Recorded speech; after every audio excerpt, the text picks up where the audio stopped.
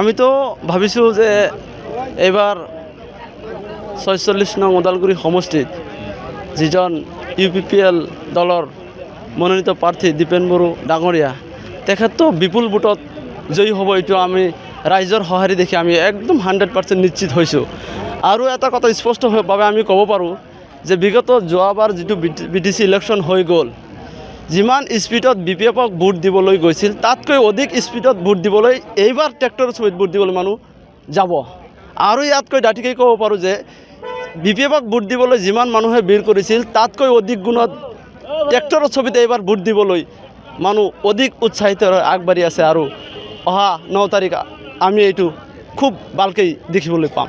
Dipen Bodo already 20 বছৰ পাৰ হৈ গ'ল, এতিয়া নৱপ্ৰজন্মই নতুনত্ব বিচাৰিছে, 1 নম্বৰ কথা।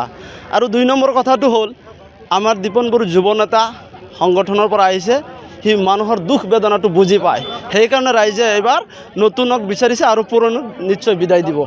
ইয়াৰ কাৰণে আমি নিশ্চিত।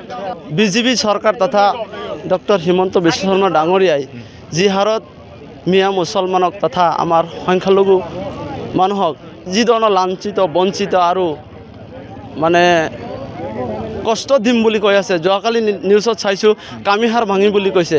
আৰু এইটোতো NDA তথা BJP BPFক ভোট দিয়াৰ মোৰ মতে আৰু ৰাইজৰ যিটো সঁহাৰি আমি দেখিছোঁ, কোনো পধ্যে যুক্তিয়েই নাহে, এনেকুৱা মানে আমি ৰাইজৰ সঁহাৰি পাইছোঁ, আমি দেখিবলৈ পাইছোঁ।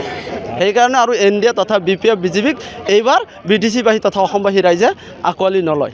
ভাল সহায় সাহায্য কৰা এনেকুৱা ধৰণৰ, এনে ফাৰ্ষ্টততো ভালে আছিল, এতিয়া জবান মিছ কৰাৰ কাৰণেহে বেলেগ দিম। ৰেহন দেমাৰীক দিছিলোঁ। ভালে ঘৰৰ আশা আছে, ৰাস্তা ঘাটৰ আশা আছে। আমাৰ ইফালে ৰাস্তা হোৱাই নাই, আমাৰ বজাৰৰ ৰাস্তা হোৱাই নাই, এইবিলাকৰ আশা আছে।